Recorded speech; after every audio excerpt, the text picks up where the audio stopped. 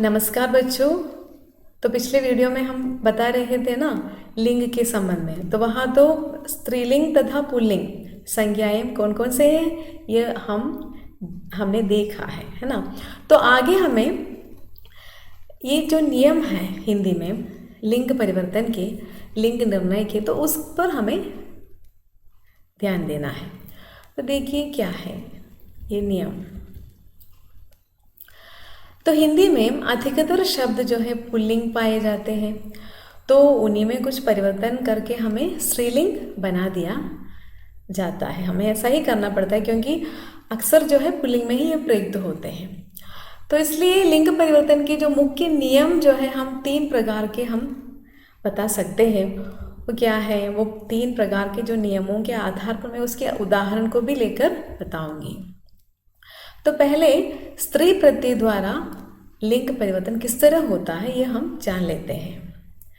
संबंधवाचक और प्राणीवाचक अकारांत या आकारांत पुल्लिंग संज्ञाओं के अंत में अ या आ के स्थान पर हमें ई प्रत्यय लगाने पर वो तो स्त्रीलिंग बन जाएगा। तो देखिए वो किस तरह है, उदाहरण आप समझ में रखिएगा। दादा, आ में अंध हुआ, दादी, नाना, नानी। तो इस तरह बेटा, बेटी, लड़का, लड़की, घोड़ा, घोड़ी, नाला, नाली, बकरा, बकरी, दास, मैंने अकारांत भी कहा था, दास, दासी, कबूतर, अकारांत, कबूतरी। तो इस तरह हम ले सकते हैं। ये किस प्रकार परिवर्तित करना है ये हम समझ सकते हैं, क्योंकि वहाँ हमें क्या करना है, अ और आ के स्थान पर ई रखना चाहिए। तो देखिए आगे, जब पुल्लिंग शब्दों के अंत में अ, आ, वा, देखिए अ, आ और वा है, तो हमें क्या करना है, आदि शब्दों का के स्थान पर हमें क्या करना है, अ, आ, वा के स्थान पर इया लगाना चाहिए। तो या लगाने पर वो स्त्रीलिंग शब्द में परिवर्तित हो जाती है। देखिए उदाहरण, घाट, आ में अंध हुआ, घटिया, हमने या कर दिया। बंदर, अ में अंध हुआ, बंदरिया। बूढ़ा, आ में अंध हुआ है, आ कर है ना, तो बुढ़िया। लोटा, आ में अंध हुआ है, तो लुटिया। इस तरह हम या जोड़कर कर सकते हैं। फिर देखिए कई वर्णवाचक और संबंधवाचक संज्ञाओं के अंत में आनी प्रत्यय जोड़कर हम उसको परिवर्तित कर सकते हैं। आनी, देखिए उदाहरण, ठाकुर है तो ठकुरानी, सेठ, सेठानी, देवर, देवरानी, इंद्र, इंद्रानी, चौधरी, चौधरानी, मेहतर, मेहतरानी। फिर हमें देखना है व्यवसायवाचक संज्ञाओं में इन प्रत्यय लगाते हैं, इन। तो इस तरह उदाहरण देखिए, कुम्हार, कुम्हारिन, भाग, बाघिन, लुहार, लुहारिन, माली, मालिन, दर्जी, दर्जिन, सुनार, सुनारिन, साम, सांबीन। तो इस तरह हम उसको स्त्री प्रत्यय द्वारा हमने परिवर्तित किया। फिर देखिए कई उपनाम जो वाचक शब्द होते हैं, उपनाम वाचक शब्द, वह तो हमें आइन रखना चाहिए। ऐसे प्रत्यय लगने पर वो स्त्री शब्द बन जाएगा। उदाहरण के लिए चौधरी, चौधराइन, पंडित, पंडिताइन, बाबू, बबुआइन, गुरु, गुरुआइन, हलवाई, हलवाइन। इस तरह हम ले सकते हैं। यहाँ भी हमने स्त्री प्रत्यय द्वारा इसको स्त्रीलिंग बना दिया। फिर दूसरा जो नियम है, स्त्रीवाचक भिन्न शब्दों के प्रत्यय से लिंग परिवर्तन। तो यहाँ कुछ स्त्रीलिंग शब्द पुल्लिंग शब्दों से बिल्कुल ही अलग होते हैं और उनके निर्माण में किसी भी प्रकार के नियम का प्रयोग नहीं किया जा सकता। तो हमें वहाँ भिन्न शब्द, स्त्रीवाचक शब्द ही प्रयुक्त होते हैं। तो यह उदाहरण के नाते आप समझ सकते हैं। देखिए भाई तो बहन है, सम्राट सम्राटनी है, तो वहाँ भी हमें देखना है वो अलग शब्द है, तो वो स्त्री बोधक शब्द है।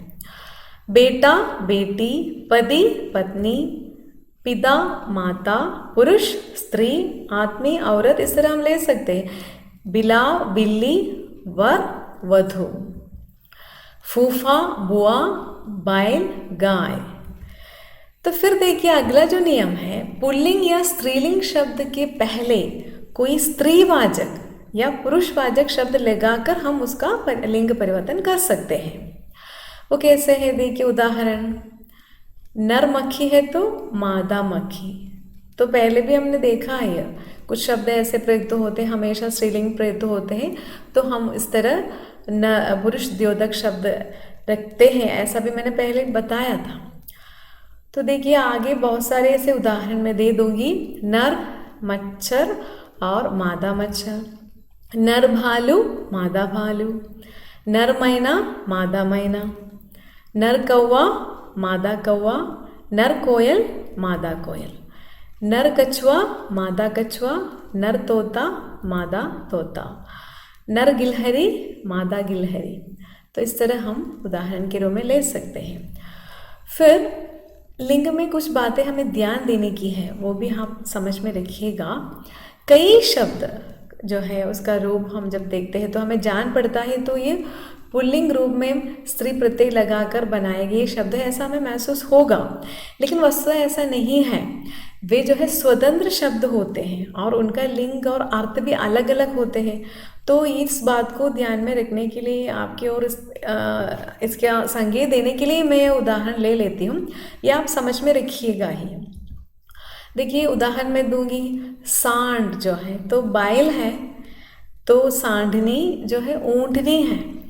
तो ये जो है आपको समझ में रखना है, तो ये तो परिवर्तित रूप नहीं है लिंग का। फिर देखिए डाकू है तो चोर है, डाकिया जो है चिट्ठी बांटने वाला है। फिर भेड़ जो शब्द है एक जानवर है भेड़, तो भेड़िया है तो भेड़ खाने वाला एक हिंसक पशु या जानवर ही है। फिर और भी उदाहरण आप देखिएगा इसके, अंगूठा तो एक उंगली का जो नाम है ना, अंगूठी है तो वो उंगली में पहनने वाला एक आभूषण। फिर क्या है, छतरी है ना, छत्र, और छाती तो शरीर का अंग है। फिर घड़ा पात्र है, और घड़ी है तो क्या है, समय बताने का यंत्र है। तो इस तरह हमें ध्यान में रखना है। फिर माला है तो हार है, माली है तो क्या हुआ, भागवान है। तो ये जो है आप ध्यान में रखिएगा। और इस तरह हमारा लिंग जो अध्याय है यहाँ पर पूर्ण होता है। और आप सबको एक बार और धन्यवाद, और मैं विदा लेना चाहूँगी आपसे, और सुरक्षित रहिएगा। तब तक के लिए धन्यवाद। आगे हमें विचार करना है वजन के बारे में, क्योंकि हमने देखा है ना वजन, तो उस पर हमें विचार करना है।